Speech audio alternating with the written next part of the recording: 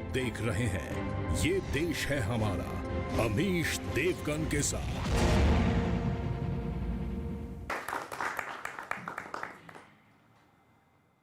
नमस्कार व्यूअर्स, मैं हूं अमीश देवगन। एक पुरानी कहावत है, अभी तो बस शुरुआत है, आगे आगे देखिए होता है क्या। कुछ ऐसा ही दृश्य उत्तर प्रदेश के चुनाव में नजर आ रहा है। चुनाव की घोषणा अभी हुई नहीं है, लेकिन उत्तर प्रदेश में हर पार्टी खुलकर इलेक्शन मोड में अब आ चुकी है। अखिलेश यादव कह रहे हैं कि योगी सरकार और नरेंद्र मोदी हमारे काम का फीता काटने में जुटे हैं, तो योगी आदित्यनाथ कह रहे हैं कि प्रदेश में कुछ अक्ल से पैदल लोग जो हर योजना को अपना बताने में जुटे हैं। इस बीच ऐसे संकेत मिल रहे हैं कि यूपी चुनाव में योगी और मोदी बनाम ऑल हो जाएगा, क्योंकि अखिलेश यादव राजभर और जयंत चौधरी को साथ ले चुके हैं। दूसरी ओर आम आदमी पार्टी से बातचीत काफी आगे बढ़ गई है, यानी आखिरी राउंड में पहुंच गई है। और वहीं ओम प्रकाश राजभर ने ओवैसी समेत तमाम छोटे दलों को बीजेपी के खिलाफ एकजुट होने की अपील की है।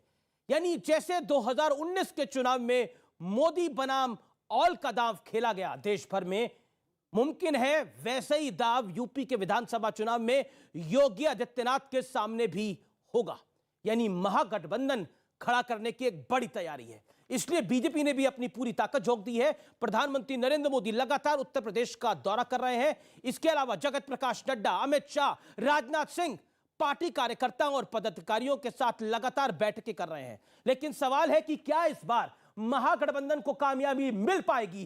क्या योगी आदित्यनाथ ये चुनाव हार जाएंगे? ये सबसे बड़ा सवाल है, क्योंकि बीजेपी कह रही है अगर योगी हारे तो प्रदेश का हिंदू चुनाव हार जाएगा। आज इसी पर होगी जनता के बीच महाबहस। आरंभ है प्रचंड।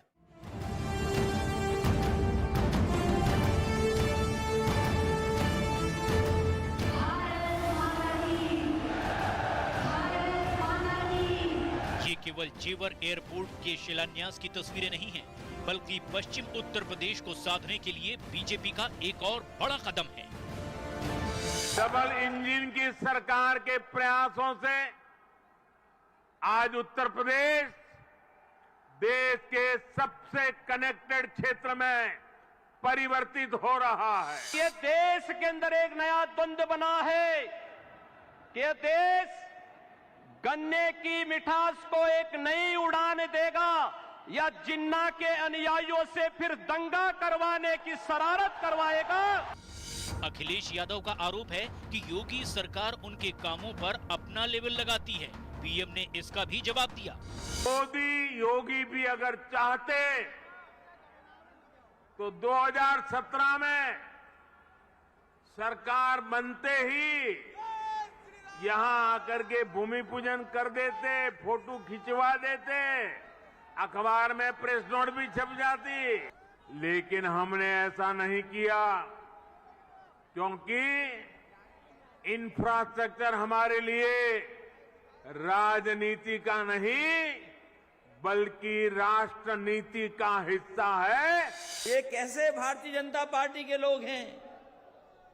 एक तरफ तो हवाई अड्डा बेच रहे हैं, दूसरी तरफ हवाई अड्डा बना रहे हैं। बताओ आप इनकी बातों पे भरोसा करोगे कि नहीं करोगे? कौन भरोसा करेगा इन पर? किसान आंदोलन की वजह से पश्चिम यूपी बीजेपी के लिए चुनौती की तरह है। ऐसे में अखिलेश यादव और जयंत चौधरी का समीकरण बीजेपी की मुश्किलें बढ़ा सकता है। आम आदमी पार्टी भी समाजवादी पार्टी के संपर्क में है। क्या कुछ बड़ा होने जा रहा है उत्तर प्रदेश के अंदर? बड़ा से मेरा तात्पर्य है आम आदमी पार्टी और सपा साथ आने जा रही है। इस कुशासन को हटाना है, इस पर एक सैद्धांतिक सहमति हुई। जहां तक गठबंधन का प्रश्न है, सीटों का प्रश्न है, चुनाव साथ लड़ेंगे कि नहीं लड़ेंगे, इस संदर्भ में जब आगे कोई बातचीत होगी तो निश्चित रूप से अमीश जी आपको बताएंगे। वहीं अखिलेश के एक और सहयोगी ओम प्रकाश राजभर ने ओवैसी समेत तमाम छोटी पार्टियों से साथ आने की अपील की है। ओवैसी 5-10 सीटों पर लड़ने को तैयार हो तो आप उनको अकोमोडेट करने को तैयार? बिल्कुल, एकदम कटु सत्य है। हम तो सबसे कह रहे हैं। लेकिन अखिलेश जी या समाजवादी पार्टी का तो पीलर रही था कि हम ओवैसी के साथ काम नहीं करना चाहते हैं। कभी उन्होंने कहा हो तो बता दीजिए। इस बीच तीखे बयानों का दौर भी चल रहा है। अगर एनपीआर और एनआरसी का कानून बनाएंगे तो हम दोबारा रोड पे निकलेंगे, यहीं पर भी शाहीन बाग बनेगा इंशाअल्लाह। हर व्यक्ति जानता है कि ओवैसी समाजवादी पार्टी के एजेंट बनकर के प्रदेश में भावनाओं को भड़काने का कार्य कर रहे हैं। यूपी में सियासी पारा चढ़ चुका है। अब देखना है कौन किस पर भारी पड़ता है। यूपी के चुनावी दंगल में सियासी पारा चढ़ चुका है। यहां यह भी समझना बेहद आवश्यक है, जरूरी है, कौन सा दल क्या दांव खेलने की तैयारी कर रहा है। अखिलेश यादव यानी समाजवादी पार्टी आरोप लगाते हैं कि भारतीय जनता पार्टी उनके कामों पर अपना लेबल चिपका रही है, यानी फीता काट रही है। अखिलेश यादव बीजेपी को रोकने के लिए राजभर और जयंत चौधरी का साथ ले चुके हैं, जबकि आम आदमी पार्टी के साथ उनकी आखिरी दौर की बातचीत चल रही है, ऐसा सूत्रों से जानकारी मिल रही है। इसी बीच ओम प्रकाश राजभर ने ओवैसी समेत तमाम छोटी पार्टियों को समाजवादी पार्टी के साथ आने की अपील कर दी है। वहीं भारतीय जनता पार्टी जोर शोर से विकास के कामों का लोकार्पण और शिलान्यास कर रही है और कह रही है कि विकासवाद की पहचान है मोदी और योगी। प्रधानमंत्री मोदी लगातार उत्तर प्रदेश के दौरे कर रहे हैं। इसके अलावा योगी आदित्यनाथ की एंटी माफिया छवि भी उनके लिए बड़ी फायदेमंद हो सकती है। भारतीय जनता पार्टी अखिलेश यादव को जिन्ना और कांग्रेस को हिंदुत्व के मुद्दे पर लगातार और निरंतर घेर रही है। बहुजन समाज पार्टी एक बार फिर अपनी सोशल इंजीनियरिंग के भरोसे है, जिसमें दलित मुसलमान अहम वोट बैंक है। यानी मायावती की नजर मुस्लिम, दलित और अगर ब्राह्मण साथ में आता है तो मायावती की गेम बदल सकती है। कांग्रेस हिंदुत्व और हिंदू धर्म के में अंतर बताकर एक खास वोट बैंक को साधने की लगातार कोशिश कर रही है। हालांकि प्रियंका वाड्रा का टेंपल रन यानी मंदिर मंदिर जाना कांग्रेस को लगता है उनके लिए फायदेमंद हो सकता है, लेकिन सलमान खुर्शीद का बयान, राशिद अल्वी का बयान नुकसानदायक हो सकता है।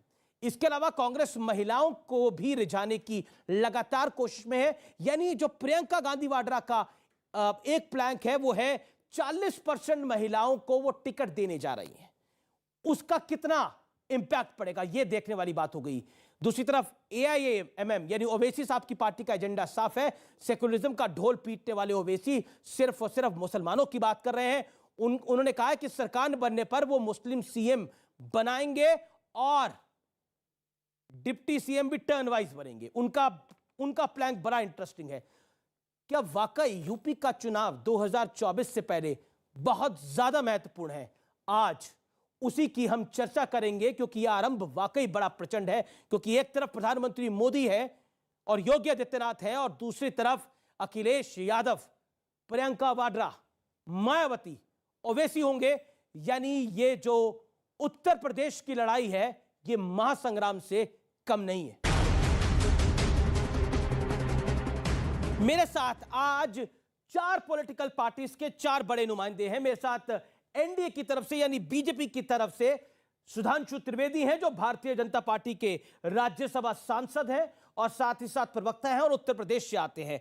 मेरे साथ डॉक्टर अजय आलोक है, जेडीयू के प्रवक्ता है, नेता है, एनडीए के घटक दल है। मेरे साथ इस चर्चा में आचार्य प्रमोद कृष्णम है, जो खुद उत्तर प्रदेश से आते हैं, प्रियंका गांधी के एडवाइजर हैं, उनका भी अभिनंदन है। मेरे साथ राजकुमार भाटी है, समाजवादी पार्टी के कद्दावर नेता है और साथ ही साथ प्रवक्ता भी हैं, आपका भी अभिनंदन है। और मेरे साथ यहाँ पर जनता जनार्दन है, आपका भी अभिनंदन है। तो जोरदार तालियों के साथ जनता में आपका स्वागत करता हूं और अपने तमाम मेहमानों का स्वागत करता हूं। मैं इस चर्चा की शुरुआत करता हूं। शुरुआती 60 सेकंड मैं आप सबको दूंगा, एक एक करके आप अपनी बात को रखिए। राजकुमार भाटी, उत्तर प्रदेश का चुनाव समाजवादी पार्टी के लिए इसलिए अहम है क्योंकि 2014 में जब लोकसभा का चुनाव हुआ तब समाजवादी पार्टी का वहां पे पटाक्षेप हुआ। उसके बाद जब 2017 का चुनाव हुआ तो परिवार में कलह थी। 2019 का चुनाव हुआ तो आपने सारी सीमाएं लांघ कर बहन जी के सखे घर जाके समझौता करा, लेकिन उसका लाभ भी आपको नहीं मिला। और 2022 अगर में आप वापस सत्ता में नहीं आए तो पार्टी संभालना मुश्किल हो जाएगा। 60 सेकंड। देखिए, आपने सवाल किया कि उत्तर प्रदेश की जनता किसके साथ, इसको नापने के बहुत पैमाने हैं। अभी माननीय प्रधानमंत्री नरेंद्र मोदी जी उत्तर प्रदेश में 2 रैलियां करके आए। 2 रैलियों में जो प्रशासन की मशीनरी है, स्कूलों के टीचर हैं, ब्लॉक के कर्मचारी हैं, तहसील के कर्मचारी हैं, यहाँ तक कि जो राशन डीलर हैं, सरकारी आदेश डीएम ने बैठ के मीटिंग ली, सबको बसें दी गई हैं, सबको जिम्मेदारी दी जाती है कि माननीय प्रधानमंत्री की रैली में भीड़ जुटानी है। और तमाम संसाधन झोंकने के बाद भी आधी सीटें खाली रह जाती हैं। और अखिलेश यादव एक रात के समय बिना किसी कार्यक्रम के रोड शो पर निकलते हैं, पूर्वांचल के रोड शो पर, तो 20 लाख लोग पूरी रात खड़े रहते हैं सड़क पर उनके स्वागत के लिए, जगह जगह उनके स्वागत होते हैं। तो ये पैमाना साफ है कि जनता किसके साथ है, जनता अखिलेश यादव के साथ है। भारतीय जनता पार्टी की नीतियों से, कार्यक्रमों से और झूठ और नफरत से जनता परेशान हो चुकी है। जनता समाजवादी पार्टी को लाना चाहती है। 60 सेकंड आपके कंप्लीट हुए। अब मैं रुक करता हूं डॉक्टर अजय आलोक का। डॉक्टर अजय आलोक, सवाल बहुत सीधा है, बहुत सीधा है। डॉक्टर अजय आलोक, उत्तर प्रदेश का चुनाव 2024 के चुनाव के लिए अहम है, इसीलिए यहां पर महागठबंधन की तैयारी हो रही है दोबारा से। देखिए, आप बार बार बिहार के चुनाव में भी महागठबंधन महागठबंधन कहते थे, ये महाठग बंधन है, गठबंधन तो है ही नहीं, ये आपस में लालची लोग का जोड़ा है। ये प्रयोग उत्तर प्रदेश में कोई पहली बार नहीं हो रहा है। 17 में 2 भाई मिले थे, 19 में बुआ भतीजा मिल गए, अब क्या भाई बुआ भतीजा सारे मिल जाएंगे, उससे क्या फर्क पड़ता है। एनडीए के घटक दल के नाते इस बार जेडीयू भी उत्तर प्रदेश चुनाव लड़ने जा रही है। हमारी कोशिश है कि हम बीजेपी के साथ लड़ें, बात चल रही है, उम्मीद है कि हमारा समझौता होगा और मजबूती के साथ योगी जी के नेतृत्व में बीजेपी लेड एनडीए सरकार ही बनेगी, इसमें कहीं दो मत नहीं है। और ये सब जो प्रयोग होते हैं चुनाव के समय क्यों होते हैं? अभी आपने कहा आम आदमी पार्टी से ही बात चल रही है, कैसे बात चल रही है भाई? समाजवादी पार्टी की जयंत चौधरी अलायंस कर लिए। 1 साल पहले तक जयंत चौधरी के क्या बोलते अखिलेश के बारे में, अखिलेश क्या बोलते थे अजीत सिंह के बारे में। तो ये सब प्रयोग यूपी में चलता रहेगा। ये अपने वजूद को बचाने की अंतिम लड़ाई है, इनके लिए अंतिम लड़ाई है। चलिए, आपने अपने 5 सेकंड बचाए, मैं आचार्य प्रमोद कृष्णम आपका रुख करता हूं। आप उत्तर प्रदेश के चुनाव में है कहां पर? क्योंकि प्रियंका जी की वाणी को अगर हम सुने तो वो कहते हैं कि ना सपा ना बसपा, अगला मतलब असली विपक्ष तो हम हैं, लेकिन आपकी हैसियत को कोई मानने को तैयार नहीं। आप कह रहे हैं कि हम हीरो हैं, लेकिन आपको कोई साइड हीरो मानने को भी तैयार नहीं हो रहा। बताइए। देखिए, पहली बात तो यह है, जब इलेक्शन होता है उससे पहले सारी पॉलिटिकल पार्टी, सारे पॉलिटिशियंस ये दावा करते हैं कि हमारी सरकार बनेगी। जनतंत्र में ये हक भी है। समाजवादी पार्टी कह रही है कि हम आ रहे हैं, बीजेपी कह रही है हम दोबारा से आ रहे हैं, और बहुजन समाज पार्टी भी कह रही है, यहाँ तक कि आम आदमी पार्टी भी कह रही है, और ओवैसी भी कह रहे हैं कि हम ही विधानसभा पे झंडा फहराएंगे। ये सबको कहने का हक है, लेकिन सच बात यह है कांग्रेस पार्टी प्रियंका गांधी के नेतृत्व में सिद्धांतों की राजनीति कर रही है। सत्ता की राजनीति करना हम लोगों ने अब छोड़ दिया है। हम अपने सिद्धांतों पे कायम रहेंगे। हम 1 बार सरकार में ना आए, 2 बार ना आए, 3 बार ना आए, लेकिन हम अपने सिद्धांतों से इधर उधर जाने वाले नहीं हैं। एक बात मैं ज़रूर कहूँगा, डॉक्टर अजय आलोक जी ने कहा ये महाठगबंधन है, तो ये महाठगबंधन आपने लालू जी के साथ चुनाव जब मिलकर लड़ा था तो शायद ये महाठगबंधन के हिस्सा आप भी रहे। लेकिन आपने एक बड़ा खुलासा करा, व्यूअर्स आप इस बात को जरूर नोट करिएगा। आपने बोला कि कांग्रेस सिद्धांतों की लड़ाई लड़ रही है, सत्ता की लड़ाई नहीं लड़ रही, यानी कांग्रेस अब जीतने के लिए चुनाव नहीं लड़ेगी, सिद्धांतों के लिए लड़ेगी चुनाव। इसका जवाब मैं आगे दूंगा, आगे आप दीजिएगा। सुधांशु त्रिवेदी, ये तो सिद्धांतों की लड़ाई लड़ रहे हैं, आप तो सत्ता की लड़ाई लड़ रहे हैं ना? नहीं, सिद्धांत उनका स्थापित है, परिवार को बचाना, उस सिद्धांत की लड़ाई लड़ रहे हैं। मैं कह रहा हूं उत्तर प्रदेश में लोग अलग अलग नजरिए से चुनाव लड़ रहे हैं। समाजवादी पार्टी की जमीन चली गई है, उन्हें जमीन दोबारा पानी है। बहुजन समाज पार्टी को खिसकती हुई जमीन बचानी है। कांग्रेस को उपस्थिति दर्ज करानी है और ओवैसी जैसे लोगों को जगह जगह आग लगानी है। सरकार सिर्फ भारतीय जनता पार्टी ने बनानी है। तो सिर्फ हम सरकार बनाने के लिए चुनाव मैदान में है, बाकी सब अलग अलग कारणों से चुनाव मैदान में है। इसीलिए आप देख रहे हैं कि एक हिंदी में कहावत होती है ना, विपक्ष में अलग अलग लोग। ऐसी ऐसी पार्टियां भी हैं ना जिन्होंने कहा था हम 5 मुख्यमंत्री और 20 उप मुख्यमंत्री देंगे, यानी 25, यानी पूरी बेताल 25 ही बना दी थी। इसलिए मैं कहना चाहता हूं विपक्ष की हालत क्या है। हिंदी की कहावत है बहुते जोगी मट उजाड़, और हमारी स्थिति क्या है, एक जोगी धुआंधार। जी, आपके 5 सेकंड बचे हुए थे, लेकिन फिर भी आपने अपनी बात एक लाइन और कह दूं अगर अनुमति हो। भाटी साहब ने एक बात बोली कि अखिलेश जी पूर्वांचल में निकले तो 20-20 लाख लोग खड़े थे। जनाब मैं कहूंगा गूगल में सर्च कर लीजिए, 20 लाख पूर्वांचल में किसी शहर की पॉपुलेशन नहीं है। यानी पूरा शहर हो जाए खाली तब भी नहीं बजेगी आपकी बात पे ताली। जी, ये राजकुमार भाटी उत्तेजना में ज्यादा बोल गए, 20 लाख 2 लाख होंगे। सुधांशु जी असल में समझना नहीं चाहते, वैसे विद्वान व्यक्ति हैं, बहुत शिक्षित व्यक्ति हैं, जानबूझ कर गुमराह कर रहे हैं। पूर्वांचल एक्सप्रेस वे 340 किलोमीटर लंबा है। पूरे पूर्वांचल एक्सप्रेस पे 20-50 शहर पड़ते हैं। उन सब जगह जो गांव पड़ते हैं, शहर पड़ते हैं, कस्बे पड़ते हैं, तो सब जगह 20 लाख लोग खड़े हैं। 10,000, कहीं 20,000, कहीं 50,000 पूरे 340 किलोमीटर में 20 लाख लोग थे। मैंने नहीं कहा कि एक जगह 20 लाख लोग इकट्ठे थे। लेकिन क्या सुधांशु त्रिवेदी, चिंता की लकीरें हैं आपके माथे के ऊपर, क्योंकि अखिलेश यादव ने वो तमाम अलायंस कर लिए हैं जो 2014 में भारतीय जनता पार्टी ने करे थे, यानी राजभर भी उनके साथ हैं, आरएलडी भी लगभग साथ आ गई है। अब तो जो अलग राजनीति करने वाली थी आम आदमी पार्टी, उनको भी अखिलेश में मसीहा दिख रहा है। बताइए। देखिए, मेरा मानना है कि समाजवादी पार्टी की जो स्थिति है वो कम से कम अपनी ये हैसियत अब समझ गए हैं कि जिनकी अकेले दम पे कभी क्लियर मेजॉरिटी की सरकार थी, अब वो अकेले दम की सोच ही नहीं पा रहे हैं। और वैसे उनके परिवार में क्या है वो एक अलग विषय है, मगर हम बहुत स्पष्ट हैं, उत्तर प्रदेश का चुनाव इस बात के ऊपर होगा कि एक तरफ खड़ी होंगी वो शक्तियां जो भ्रष्टाचार, अपराधीकरण, घनघोर सांप्रदायिक तुष्टीकरण की प्रतीक हैं, परिवारवाद और जातिवाद की प्रतीक है, और दूसरी तरफ भारतीय जनता पार्टी पारदर्शी, स्वच्छ प्रशासन और राष्ट्रवाद की प्रतीक। योगी आदित्यनाथ ने बोला, राजकुमार भाटी, कि कुछ लोग अक्ल से पैदल हैं। उनका इशारा समाजवादी पार्टी पर था या बसपा पे था? उनका इशारा भारतीय जनता पार्टी के लोगों की तरफ था और अपने अधिकारियों की तरफ था। इनके अधिकारी इतने अकल से पैदल हैं कि पीछे एक विज्ञापन दिया अखबारों में पूरे पेज का, तो उसमें पश्चिम बंगाल का पुल और सड़क छाप दिया और अमेरिका की फैक्ट्री छाप दी। लेकिन मैं एक बात जरूर कहना चाहूँगा, अजय आलोक जी और सुधांशु जी विरोधाभास और आत्ममुग्धता इसे कहते हैं, इन दोनों की पार्टी कभी भी बिना गठबंधन के सरकार नहीं बना सकी आज तक इतिहास में। और ये गठबंधन को ठगबंधन बताते हैं। इनका गठबंधन तो गठबंधन और हमारा गठबंधन ठगबंधन। वही पार्टी आज हमारे साथ, गठबंधन तो बीच में 2 साल ही नहीं था। हाँ। लेकिन आपने तो बसपा के साथ अलायंस करने के बाद, चुनाव के बाद जब चुनाव हार गए तो मायावती जी ने बोला कि मैं अब तुम्हारी बुआ नहीं हूं। तो मायावती के साथ तो हमारा गठबंधन नहीं है। तो था ना, करा था आपने, उससे पहले कांग्रेस के साथ करा था, तो कांग्रेस के साथ हुआ 2019 के अंदर, नहीं हुआ। पीडीपी की महबूबा मुफ्ती अब भी इनकी बुआ है, इनसे पूछे इनके साथ गठबंधन में थी, क्या अब भी इनकी बुआ है? ठीक है, क्या शिवसेना वाले अब भी इनके फूफा हैं? पूछ लीजिए इनसे, ये जवाब दे देंगे। वैसे शिवसेना वाले तो इनके फूफा हो चुके हैं।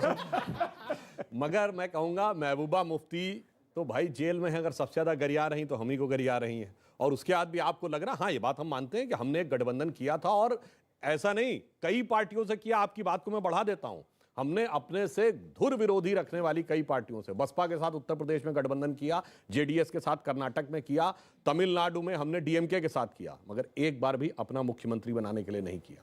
हमने देश के साथ मुख्य धारा में लाने का प्रयास किया, प्रयास विफल रहा। 2019 के चुनाव में प्रधानमंत्री जी बोल चुके हैं कि वो हमारी महामिलावट थी, मगर यह भी याद दिलाना चाहता हूं, महबूबा मुफ्ती के साथ सरकार रहते हुए ऑपरेशन ऑल आउट चला। महबूबा मुफ्ती के साथ सरकार रहते हुए हुर्रियत नेताओं से ना हमने बात की, ना उनको पाकिस्तान से बात करने दी। हुर्रियत नेताओं के खिलाफ एनआईए और ईडी के मुकदमे दर्ज हुए। महबूबा मुफ्ती के साथ सरकार रहते हुए एक बयान महबूबा मुफ्ती का दिखा दीजिए जो हमारे साथ सरकार रहते हुए उन्होंने बोला हो। मसर्रत आलम जेल से बाहर आ गया पुरानी सरकार के आधार पर, 24 घंटे में अंदर चला गया, और जब वो उनकी सरकार हटी उसके बाद से तो आप देख ही रहे हैं, बदले बदले मेरे सरकार नजर आते हैं। मतलब आपने खुद माना कि हमने सभी पार्टियों से गठबंधन किए, जिनसे विचार नहीं मिल रहे थे उनसे भी किए। आप करें तो रासलीला और हम करें तो करेक्टर ढीला, वही गठबंधन हम करें तो एक गलत हो गया, आपत्ति हो गई। और महबूबा तो क्या, चलिए बिल्कुल आपकी बात तो बोला ना एक बार। अब इस बारी रासलीला कर रहे हैं, कैरेक्टर ढीला कर रहे हैं इस बारी वाले अलायंस के अंदर। एक सेंटेंस सवाल आप ही के जवाब से सवाल निकल के आया है, इस बारी रासलीला है या कैरेक्टर ढीला है जो अलायंस हो रहे हैं? राजभर के साथ, आपके साथ, आरएलडी के साथ रासलीला या कैरेक्टर ढीला? आप ही ने बोला। महबूबा मुफ्ती के दबाव में इन्होंने 5000 पत्थरबाजों से मुकदमे वापस लिए थे कश्मीर में। महबूबा मुफ्ती तो यूपी का चुनाव नहीं लड़ रही। देखिए, हम समान विचारधारा, इस बारी रासलीला या कैरेक्टर ढीला? समान विचारधारा, समान कार्यक्रम के आधार पर जो संविधान में धर्मनिरपेक्षता में विश्वास करती हैं, उन पार्टी के साथ मिलकर चुनाव लड़ेंगे जी, और मुद्दों के आधार पर चुनाव लड़ेंगे। तो मतलब जिन्ना की बात करना धर्मनिरपेक्षता हो गई है? जिन्ना इनके अजीज नहीं, तो बात तो अखिलेश यादव ने करी जिन्ना की। को फूल अडवाणी जी चढ़ा के आए थे जिन्ना की बाजार पे। इस चुनाव में तो अखिलेश यादव ने बात करी, अखिलेश जी ने कोई प्रशंसा नहीं की। ओके, अजय आलोक। मैं आचार्य जी और भाटी साहब दोनों की बात का जवाब देना चाहता हूं। इन्होंने कहा कि हम भी उस महागठबंधन के कभी हिस्सा थे। पता चला हमें कि हमने गलत किया, इसलिए हम निकल गए। हमने तो हाथ जोड़ लिया, आप मानने को तैयार ही नहीं हो। आपका बहुमत है बिहार में। दूसरी बात अभी भी हो। दूसरी बात मैं इनको कहूंगा, ये प्रियंका गांधी का आपने सलाहकार इनको कहा था, तो जाके प्रियंका जी से पूछते नहीं है कि भैया कि इतने सारे करतूतों पे हमेशा झाड़ू क्यों चला देते रहते? जी वो एक बात मैं और क्लियरिफाई कर दूं, हमारा और जेडीयू गठबंधन जानते कैसा है? 2010 का बिहार विधानसभा चुनाव में ऐसा जैसे दिन और रात का, जैसे स्याह और सफेद का, सुनिए, जैसे फुल और पाप का, सुनिए जैसे पूरब और पश्चिम का, सुनिए तो ये आपकी सारी नीतियों के विरोधी हैं। मैंने इनका अरे सुनिए तो कृषि जनाब, बिलों के विरोधी थे, मगर गठबंधन कैसे निभाया जाता है? सीएए के विरोधी थे, ये सबके विरोधी हैं आपकी नीतियों के, फिर भी आपका गठबंधन है। एक बात बताएं आपको, सत्ता के लिए मुलायम सिंह केवल पहली बार सत्ता मुख्यमंत्री के बने थे लालच तो में भाजपा केवल। सपोर्ट में बने थे कि नहीं? बोलिए केवल हाँ या सत्ता ना। कहवा तो सीए के विरोध समर्थन करते 1989 हैं। में मुलायम सिंह यादव भारतीय जनता पार्टी के सपोर्ट पर मुख्यमंत्री बने थे, 180 सीटें उनकी थी, 56 हमारी थी। अयोध्या मुद्दे पे हमने समर्थन वापस लिया, तब ये आ गए कार सेवकों के हत्यारों को बचाने के लिए, इसलिए आप बचे थे। खैर, मैं जो बताना चाह रहा था, देखिए कह रहे हैं कि धर्मनिरपेक्ष पार्टी जो आएगी वो साथ हो जाएगी। बताइए, आपको फिर एक बार कम्युनल एजेंडा पे लेके आ रहे हैं? हम लेके आ रहे हैं। नहीं बिल्कुल। अरे भाई देखिए कितनी बड़ी बात बोल दी आपने बोला धर्मनिरपेक्षता की छतरी के नीचे जो आएगा उसका स्वागत है। ये कम्युनल हो गए ना फिर? ये मानते हैं इनको भी धर्मनिरपेक्ष? इन्हें धर्मनिरपेक्ष मानते हैं, हाँ या ना? धर्मनिरपेक्षता इस देश का सिद्धांत है, संविधान का आधार है। धर्मनिरपेक्षता सामाजिक न्याय, समाजवाद इस देश के संविधान का आधार है। अगर आप उसका विरोध करते हैं तो संविधान विरोधी हैं, देश विरोधी हैं, या ये विरोध करते हैं तो ये देश विरोधी हैं। ये आप इनसे पूछिए। आपसे मैं पूछ रहा हूं, उनसे पूछिए। आप क्या कहते हैं? मैं धर्मनिरपेक्ष हूं। वो है कि नहीं? वो उनसे पूछिए। ये है कि नहीं? वो बताएं। आप कह रहे हैं, बताएं। आप इनके बारे में नहीं बोलेंगे? मुझे क्या पता, मैं अपने बारे में बता सकता हूं। तो मैं धर्मनिरपेक्ष हूं। आप भारत के संविधान में विश्वास करता हूं। ओवैसी धर्मनिरपेक्ष है? उन्हें कहने में क्या डर है? नहीं, ओवैसी कहीं से भी धर्मनिरपेक्ष। तो राजभर उनको साथ लेके आ रहे हैं? अब तो सुन रहे हैं कि राजभर साथ लेकर आएंगे। राजभर ने बयान दिया, राजभर गलत कह रहे हैं। बेवजह के सवालों में मत फंसाइए। सवाल है मेरा। तो राजभर गलत कह रहे हैं? हम देखिए, सुनिए, राजभर को संभल के बोलना चाहिए। भारतीय जनता पार्टी और असदुद्दीन ओवैसी एक, आपका और ओवैसी का साथ, बीजेपी और असदुद्दीन ओवैसी एक सिक्के के दो पहलू हैं। मेरी बात क्यों नहीं सुनना चाहते? मैं तो सुन रहा हूं आपकी बात, लेकिन अलायंस तो वो आपके साथ करने की बात कर रहे हैं। राजभर कह रहे हैं कि ओवैसी को सपा के साथ आ जाना चाहिए, या राजभर गलत कह रहे हैं? मेरे मुंह में आप अपने शब्द क्यों ठूस रहे हैं? हम किसी भी उन्होंने ये भी कहा कि अखिलेश यादव ने कभी एमआईएम के लिए मना नहीं करा। ये क्या है बताइए ना? हम किसी भी सांप्रदायिक पार्टी के साथ कभी गठबंधन नहीं करेंगे जो भारत के संविधान में विश्वास नहीं करता। सांप्रदायिक है। ओवैसी घोषणा करें कि वो धर्मनिरपेक्ष है, भारत के संविधान में विश्वास करते हैं, वो तो कहते हैं। और इनसे भी घोषणा करवाइए। आप पहले उनसे पूछिए कि धर्मनिरपेक्ष है या नहीं। पूछे, आप पूछे इनसे। देखिए अब मैं जवाब देता हूं। जी। इन्होंने कहा, मैं जिम्मेदारी से कह रहा हूं, भारत धर्मनिरपेक्ष देश नहीं है। भारत की संसद के, हाँ मैं जवाब दे रहा हूं, भारत की संसद के लोकसभा के स्पीकर की सीट के पीछे लिखा है धर्म चक्र प्रवर्तनाय। भारत के सर्वोच्च न्यायालय के एम्बलम में लिखा यतो धर्मस ततो जया। भारत पंथ निरपेक्ष है, धर्म प्राण देश है। और जिस पंथ निरपेक्ष की आप बात सेक्युलरिज्म की कहते हैं, सेक्युलरिज्म भारत के संविधान का हिस्सा नहीं था। और किसी को ना विश्वास हो, जाके सेक्युलरिज्म की डिबेट कॉन्स्टिट्यूएंट असेंबली में पढ़िए।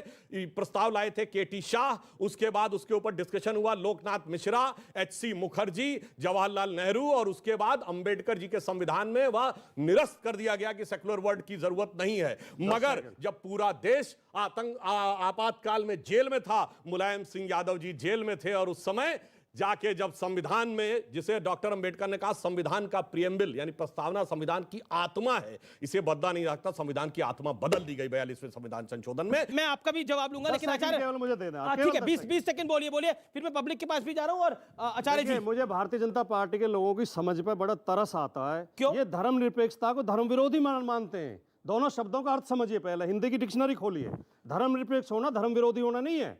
धर्म का असली धार्मिक व्यक्ति वही होता है जो धर्मनिरपेक्ष हो सकता है। संविधान ओरिजिनल अंग्रेजी में लिखा गया और उसका ऑफिशियल ट्रांसलेशन सिर्फ एक ही भाषा में हुआ, हिंदी में। और जाके चेक कर लीजिए, सेक्युलरिज्म का अनुवाद पंथ निरपेक्षता लिखा है, धर्मनिरपेक्षता नहीं लिखा है। जी, लेकिन क्योंकि धर्मनिरपेक्षता को लेकर इतनी बहस हो गई है और इतनी चर्चाएं हो रही है, समाजवादी पार्टी के सांसद है शफीकुर रहमान बर्क, समाजवादी पार्टी के सांसद है एसटी हसन, क्या ये लोग धर्मनिरपेक्ष हैं जिस तरह के ये बात करते हैं?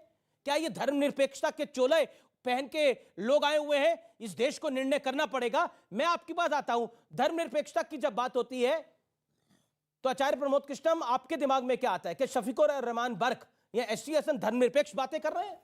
तो आपने कहा कि शफीकुर रहमान बर्क, एसटी हसन धर्मनिरपेक्ष हैं या नहीं है। मैं अमीश देवगन जी, क्या उनके बयान धर्मनिरपेक्ष हैं? आपने सवाल किया, मेरा जवाब सुनिए। कोई भी वो व्यक्ति जो अपने धर्म का पालन करते हुए दूसरे धर्म का आदर करता है, सम्मान करता है और दूसरों की आस्था का सम्मान करता है, वो धर्मनिरपेक्ष है। अगर कोई व्यक्ति अपने धर्म को सबसे बड़ा मानता है और दूसरे के धर्म को क्रिटिसाइज करता है, छोटा मानता है, वो धर्मनिरपेक्ष नहीं है। किसी भी एक धर्म का अंधा होकर के सपोर्ट करना और दूसरे धर्म का विरोध करना, ये धर्मनिरपेक्षता नहीं है। चाहे वो सेकुलरिज्म का बाना ओढ़े हो, चाहे वो तो कांग्रेस तो सेकुलरिज्म किसी की जननी पार्टी है। का नेता हो। सुनिए, कांग्रेस तो पार्टी आप इनकी छतरी में क्यों नहीं है? कांग्रेस इनकी छतरी के नीचे सुनिए, अभी सुधांशु जी ने सरेआम ये घोषणा की है, ये बहुत बड़ी बात कही है इन्होंने कहा कि सबसे पहले मुलायम सिंह यादव को हमने मुख्यमंत्री बनाया। अरे भाई, उस मुलायम सिंह यादव को जिसे तुम मुल्ला मुलायम सिंह कहते हो, वो मुलायम सिंह यादव जिन्होंने कार सेवकों पर गोली चलवाई, तो इसका मतलब कार सेवकों पे गोली चलवाने वाले आदमी को मुख्यमंत्री और ताकत देने का काम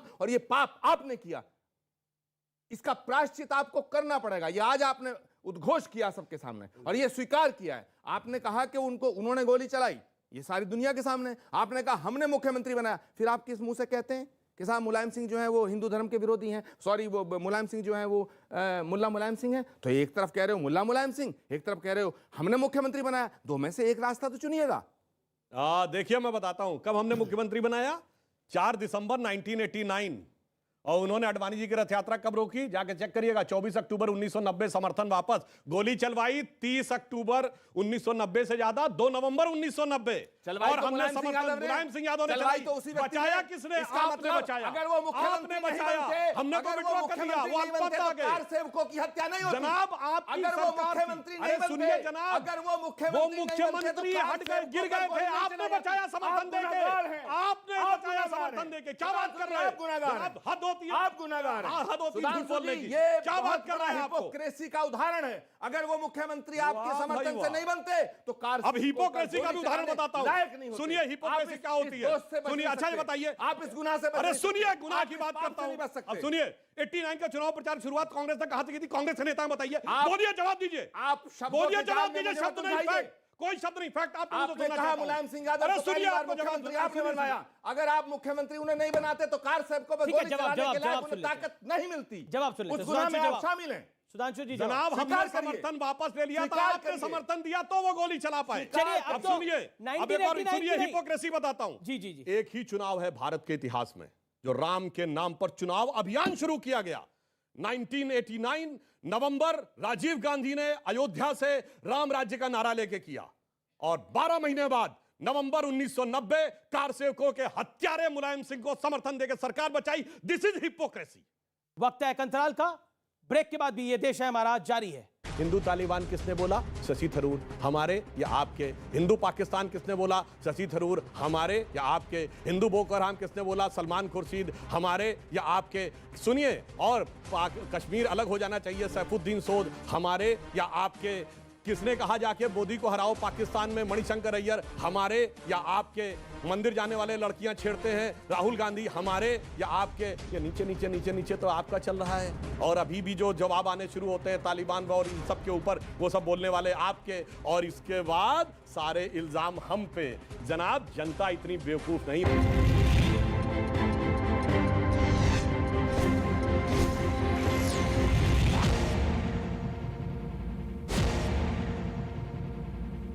वेलकम बैक। आप देख रहे हैं न्यूज 18 पर ये देश है हमारा। आचार्य जी, 2021 की अगर हम बात करें, कांग्रेस के साथ ये बड़ी पुरानी कहानी है कि हमने देसी घी खाया था, हमारी कलाई सूंघ लीजिए।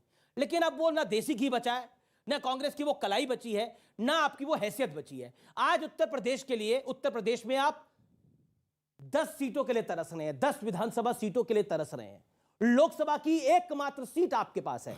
आपके पास कभी सरकारें होती थी उत्तर प्रदेश के अंदर, कभी आपकी तूती बोलती थी उत्तर प्रदेश के अंदर, लेकिन आज की डेट में उत्तर प्रदेश के अंदर आपकी स्थिति इतनी कमजोर है कि समाजवादी पार्टी आपको चिमटे से भी नहीं छूना चाहती। उन्हें लगता है कि 2017 में आपको साथ में लिया तो उनकी लुटिया डूब गई थी। जवाब दीजिए।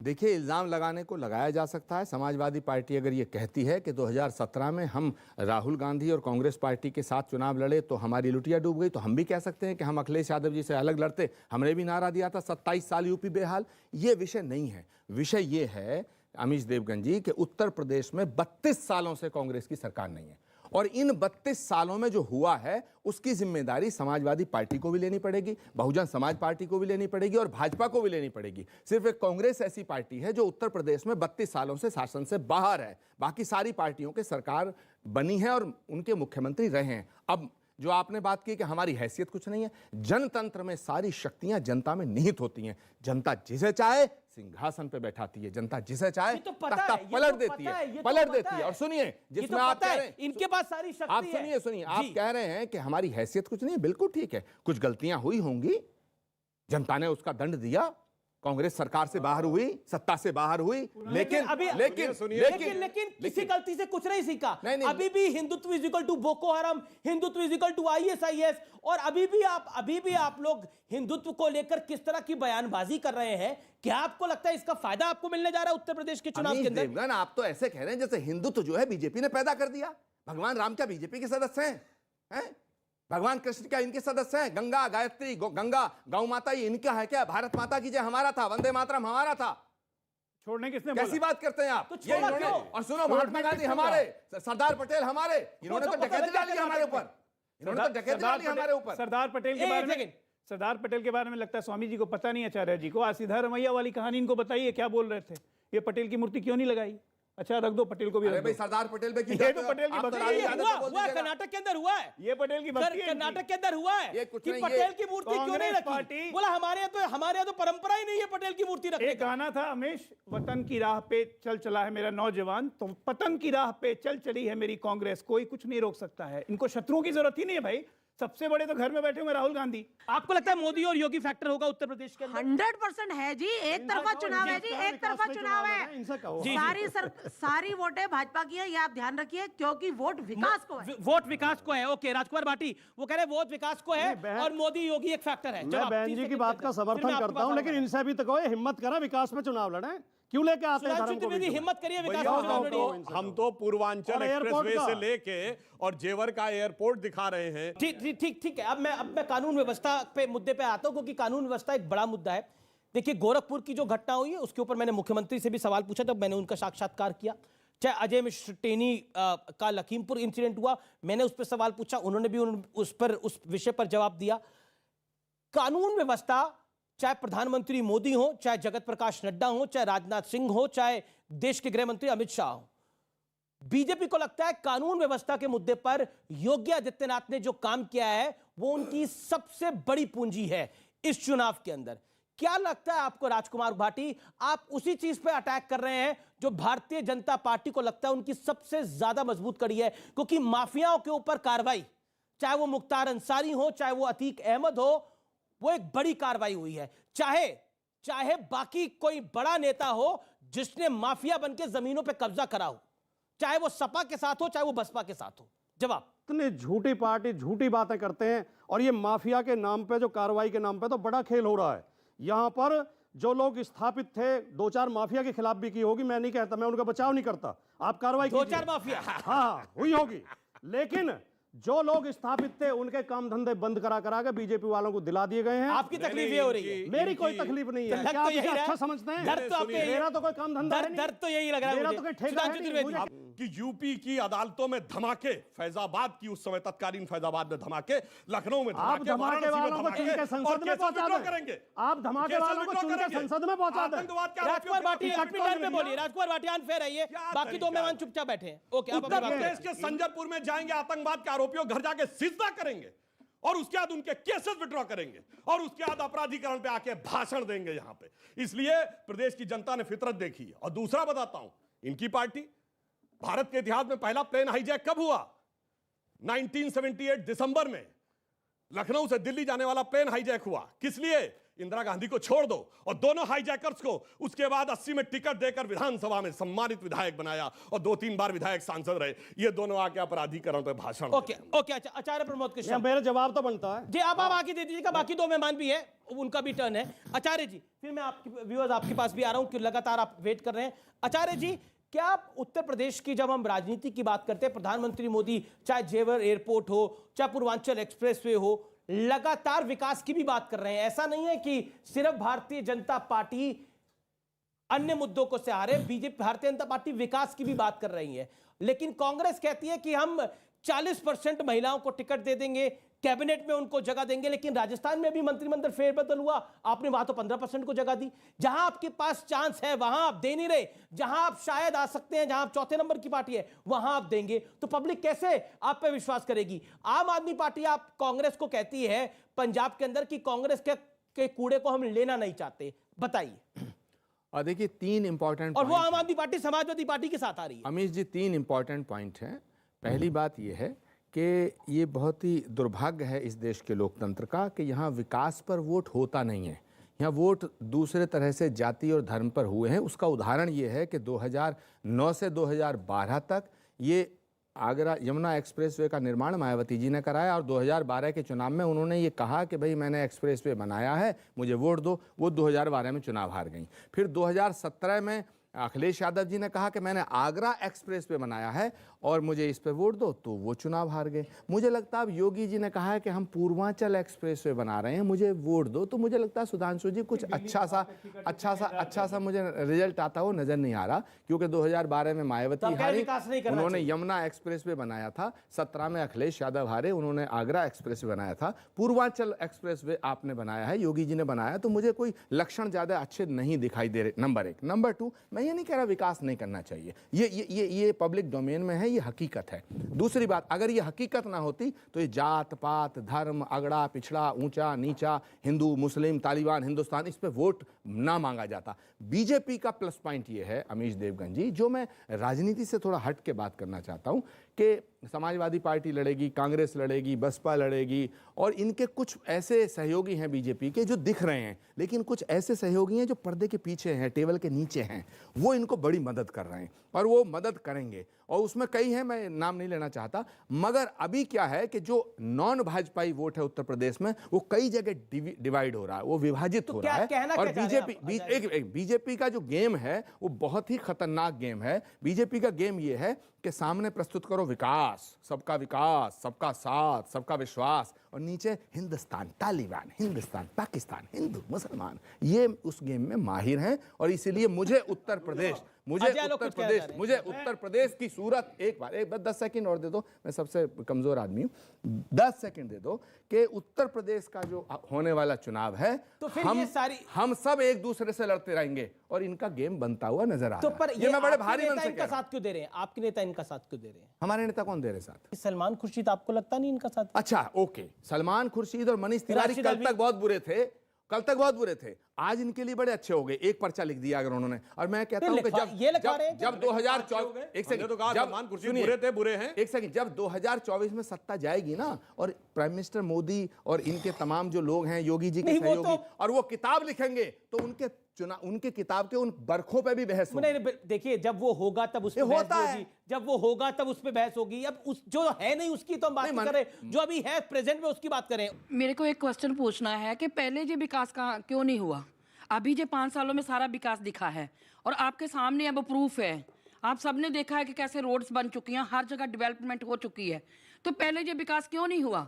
समाजवादी पार्टी के दौरान, कांग्रेस पार्टी के दौरान, अब जो विकास जो सामने आया उसको मुद्दा बनाया जा रहा है, लेकिन आपको दिख रहा है कि विकास हो रहा है।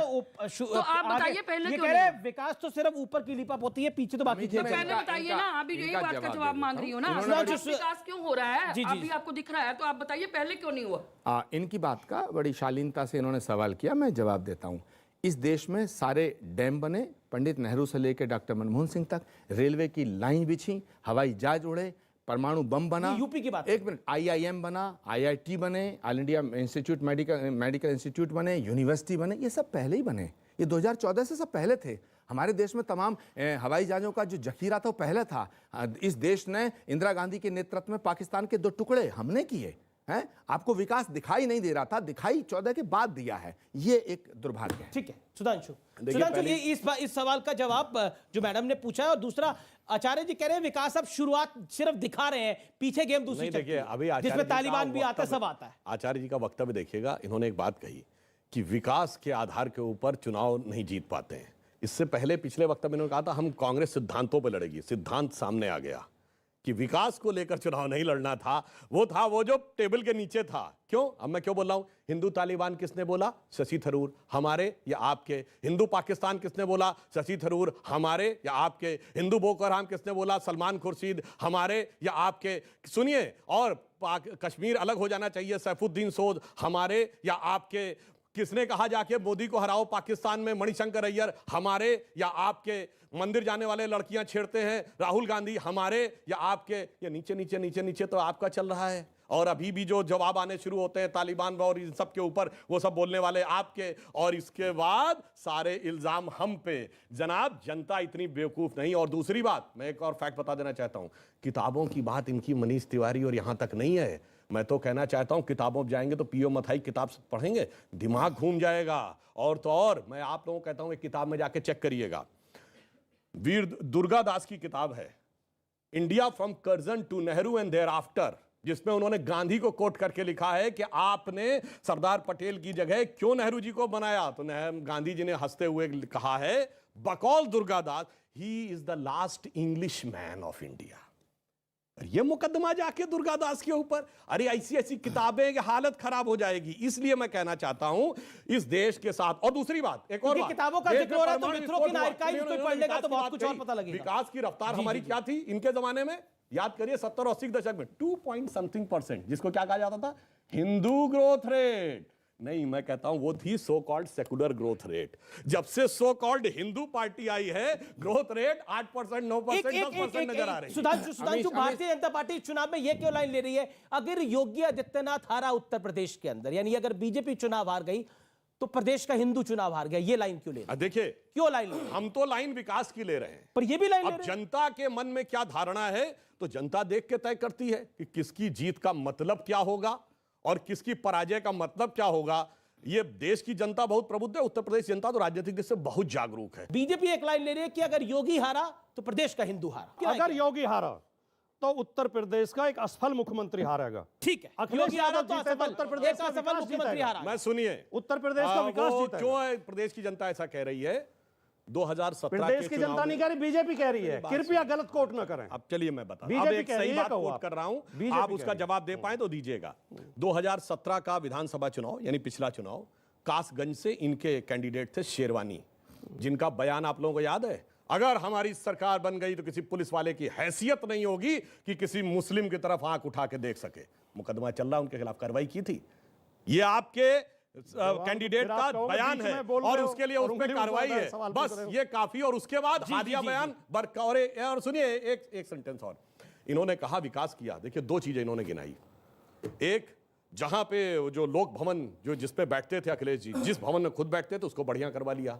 जो उनका गांव था सैफई, वहां चमाचम हवाई पट्टी हो गई, जेट प्लेन भी उतर सकता है, वहां पर स्टेडियम बन गया और उसको दिल्ली और लखनऊ से कनेक्ट करने की एक्सप्रेसवे भी बन गई। कोई बात नहीं, सबका लाभ मिला, मगर आपने तो अपने गांव और अपने बैठने की जगह बनाई। योगी जी ने कहां इंटरनेशनल एयरपोर्ट बनाया? अयोध्या में, काशी का बनाया और भगवान बुद्ध की परिनिर्वाण स्थली कुशीनगर में बनाया। ये अंतर है हमारी सोच देश में कहां तक है और आपकी सोच सिर्फ अपने कुछ और किसी का सवाल आप कुछ पूछना चाह रही हैं? क्या सवाल आपका? खड़े होइए, पूछिए सवाल। सर, जैसे आप अभी पहले सीबिल के ऊपर बात कर रहे थे, महिलाओं के विकास और उनके हक के बारे में, तो हम as a CM candidates mostly male dominating देख रहे हैं, तो क्या कांग्रेस प्रियंका गांधी को एज ए सीएम कैंडिडेट लाएगी इस पर? आचार्य जी बताइए। बहुत अच्छा सवाल है। और प्रियंका गांधी की महिलाओं में, लड़कियों में, बच्चियों में कितनी लोकप्रियता है, ये सवाल उसका एक उदाहरण है। मगर जनता पसंद आ गई। उत्तर प्रदेश की जनता ये फैसला करेगी कि कांग्रेस पार्टी की सरकार बने, फिर कांग्रेस के विधायकों से हम लोग चाहेंगे कि वो प्रियंका गांधी को चीफ मिनिस्टर प्रोजेक्ट करें। नहीं, हमारी शुभकामनाएं आचार्य जी को, पूरी दिली इच्छा है, कुछ नहीं हो तो कम से कम 4 कंधे जरूर मिले। और ठीक है, वो आपकी भावना है, लेकिन जी, और सवाल किसी का? जी मैडम पूछिए सवाल। आज हम लोग विकास, धर्म ये सब के बारे में बात कर रहे हैं, तो मेरा मेन क्वेश्चन यही है कि आजकल भी हम लोग ज़्यादातर टाइम पॉलिटिक्स और रिलीजन को क्यों फॉलो करते हैं, मतलब इनको मिक्स क्यों कर रहे हैं? सेकेंडली, हम लोग विकास की बात कर रहे हैं और विकास सिर्फ इंफ्रास्ट्रक्चर बिल्ड करने से या मेट्रो बिल्ड करने से नहीं है। मतलब आज भी इतनी गरीबी है देश में, उस पर क्यों नहीं ध्यान देते? एडवर्टाइजमेंट इतना होता है, कितने करोड़ हम लोग खर्च करते हैं, पॉलिटिक्स मतलब पार्टीज अपने आप को एडवर्टाइज करने में इतना खर्च करते हैं, वो पैसा अपने डेवलपमेंट में क्यों नहीं खर्च करते? अपनी नीतियां ज्यादा बन गई राजनीति से ज्यादा। आई डोंट अंडरस्टैंड दिस, क्यों ऐसा है? आपका इशारा केजरीवाल जी की तरफ है? जी नहीं, ये मेरी सारी पॉलिटिकल पार्टीज है। आई एम नॉट जनरल सवाल है। आई थिंक दिस इज देखिए, इनका बड़ा वैलिड सवाल है, इसलिए मैं कहना चाहता हूं बेटा, देखिए पिछले 30 सालों से जब भारतीय जनता पार्टी को रोकना हुआ तो क्या कहा गया? किसी ने नहीं कहा कि इनसे ज्यादा विकास देंगे, इनसे ज्यादा नौकरी देंगे, सबने कहा गया तथाकथित सांप्रदायिक शक्तियों यानी हमें रोकने के लिए सारे सेकुलर दल एक हो जाओ। मैं 91, 95, 96, 2000 से 2007 से लेके और अभी 2017-19 के गठबंधन तक कह रहा हूं। तो आपने बिल्कुल सही कहा, विकास को छोड़कर धर्म का मुद्दा ये बनाते हैं, इन्हीं की किताबों में लिखा रहता है, इन्हीं के नेताओं के बयानों में होता है। चूंकि वो सिद्धांत पहले बता चुके हैं कि सिद्धांत ये है कि विकास पे चुनाव नहीं जीते जाते, चुनाव किस पे जाते हैं? धर्म पे, जात पे, और जिसके लिए दोनों के एक्सपर्ट बैठे हुए हैं। एक कहता MY, 2 वर्गों का कॉम्बिनेशन, यानी मुस्लिम यादव, ये सुनिए, सपा का और एक गुजरात में प्लान कहती रहता थी इनकी पार्टी खाम, KHAM, सुनिए, और एक पार्टी थी जो बिहार में कहती थी भूरा बाल निकाल रहा हूं, भूरा बाल 4 जातियां, तो एक कहती थी अजगर ये खा जाएगा सबको। जिन्होंने जातियों के गठबंधन किए, जिन्होंने सांप्रदायिक गठबंधन किए, उन्होंने इस देश की राजनीति को इस मुकाम तक पहुंचाया। जी, मैं बिल्कुल आखिरी दौर में हूं और आखिरी 20-20 सेकंड आप सबको दूंगा। समाजवादी पार्टी का हर चुनाव में एक प्लैंक रहता था, नेताजी कहते थे MY समीकरण, यानी मुस्लिम यादव समीकरण। लेकिन इस बार इस MY समीकरण में क्या आपको लगता है कोई और वोट भी प्लस होने जा रहा है मुस्लिम यादव के अलावा? नेताजी ने, समाजवादी पार्टी ने, श्री अखिलेश यादव ने, हमने कभी नहीं कहा MY समीकरण या कोई समीकरण।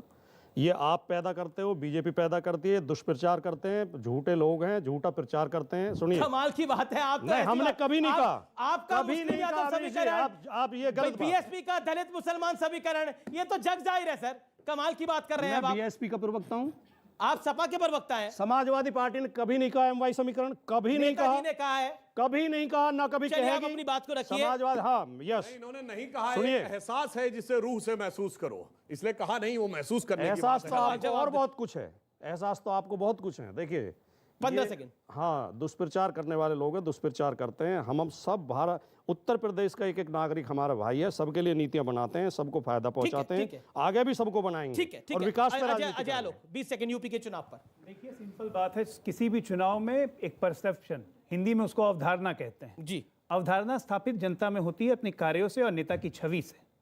नेताजी ने जो भी बातें कही होंगी, लड़कियों के बलात्कार के मामले में आज बलात्कार की बातें ये लोग कर रहे हैं, तो छवि बनी हुई है, हर एक का परसेप्शन सेट है, जनता उसी छवि के हिसाब से वोट करेगी। Okay okay. आचार्य प्रमोद कृष्णम, कांग्रेस को उम्मीद कितनी है उत्तर प्रदेश के अंदर? 7 आपकी अभी है, कितनी और आ जाएंगी? देखिए, मुझे पूरी उम्मीद है, लेकिन मुझे बड़ा अच्छा भी लग रहा है, अफसोस भी हो रहा है कि बिहार में तमाम बर्बादी के चर्चे पूरी दुनिया में हैं। वो अजय आलोक जी उस पार्टी से हैं, वो उत्तर प्रदेश के विकास की बात कर रहे हैं। दूसरा, मैं सुधांशु जी से कहना चाहता हूँ कि ये जो किसान बिल वापस लिया है, ये हारने के डर से लिया है या दया के भाव से लिया है? ओके, सुधांशु इसी का जवाब दे दीजिए 20 सेकंड में। हार का डर था? देखिए, हम एक बात बताना चाहते हैं, अभी यूपी में विधानसभा ग्राम पंचायतों के चुनाव हुए थे, 75 में 67 हम जीते थे। उसके बाद आपको लग रहा है, और आप तो साहब कहीं थे ही नहीं गिनती में, उसके बाद बता रहे हैं। इसलिए मैं एक लाइन में कहना चाहूंगा कि बबुआ, बुआ और बहना, समझ रहे हैं ना आप तीनों? बबुआ, बुआ और बहना, सबका संकट एक है, जीत रहे हैं योगी बाबा, चूंकि नीयत नेक है। चलिए, बहुत बहुत शुक्रिया आपका इस चर्चा में आने के लिए। तो फिलहाल इस कार्यक्रम में इतना ही, नमस्कार।